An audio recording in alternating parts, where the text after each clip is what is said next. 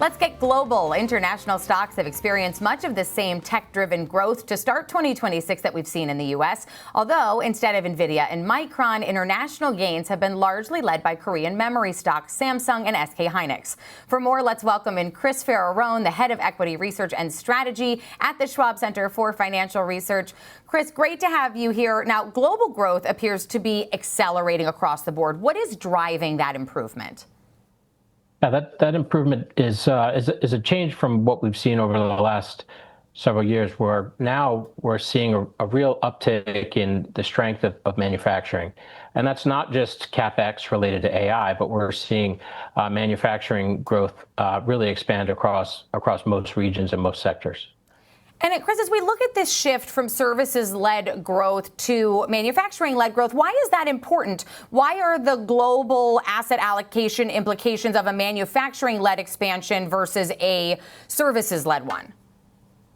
Yeah, it's a great question. I think there's a couple of key reasons why. First of all is when you look at the composition of global equity indices relative to the economy, they typically have a greater degree of manufacturing centric companies there, where the U.S., for example, has become a much more services-oriented economy.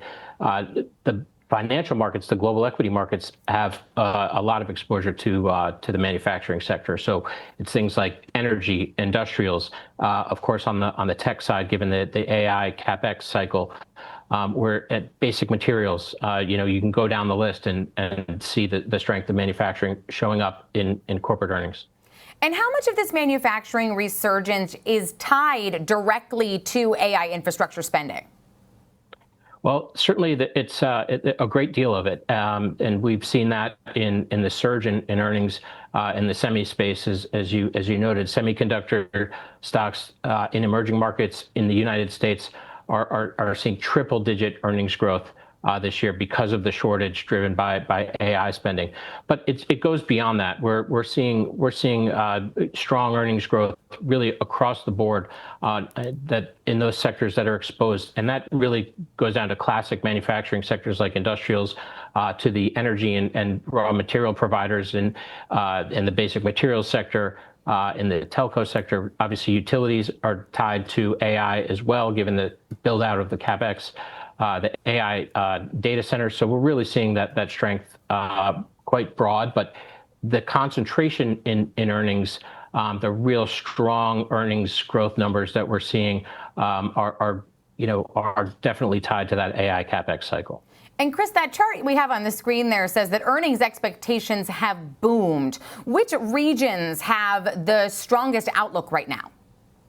Yeah, well, that earnings boom is one that it's not just in expectations, it's in realized earnings as well. On a trailing 12-month or 24-month look-back period, we've seen some of the strongest earnings growth, especially out of in mid-cycle type dynamics that we've seen in a long time. On top of that are really strong expectations related to AI CapEx spend. And why have these emerging markets benefited so significantly from this AI boom? And I guess my secondary question is the international equity performance now becoming increasingly dependent on AI-related demand? Yeah, so I think there's a couple of things to note here. One is that, the capital spending by the hyperscalers who are investing in the data centers and looking to build out AI are causing a shortage in semiconductors, and that shortage is driving prices of semiconductors to cyclical highs, and that is driving the earnings of those sectors. But in the chart that you showed before, the significant contribution to earnings growth, expected earnings growth, is coming from the tech sector and just a handful of those semiconductor names. But you'd also note that most of those other bars on that chart are positive, meaning that there is breadth in terms of earnings growth. It's just the scale of what we're seeing in terms of the growth in that semi side is outweighing pretty much everything else. And when we think about concentration in global equity markets, there's a couple of ways to think about it. First is just in terms of the absolute size of certain sectors now relative to the broader market. So if you look at the S&P 500, for example, or emerging markets, you've got 40-50% of those indices now comprised of tech, communication services sectors, which is much larger than it's been historically. And then on top of that, you've got the earnings concentration. That concentration that's really driving earnings growth here is coming from those same sectors. And we talked a lot about growth, but I want to talk about this divergence we're seeing between the growth and consumer sentiment, because as we look at global manufacturing PMIs, they're expanding. But as we look at global consumer sentiment, it is noticeably deteriorating. So how long can this manufacturing boom persist while the end customer is feeling economically pinched? Yeah, I think there's, there are certainly limitations to how long this capital investment cycle can persist. We're seeing hundreds of billions of dollars being spent from just a handful of hyperscalers, and consumer sentiment has been weak for a while, and obviously hasn't impacted earnings growth too much. But that's a combination of those factors. One is real incomes have stagnated, although the labor market is fairly stable at the moment.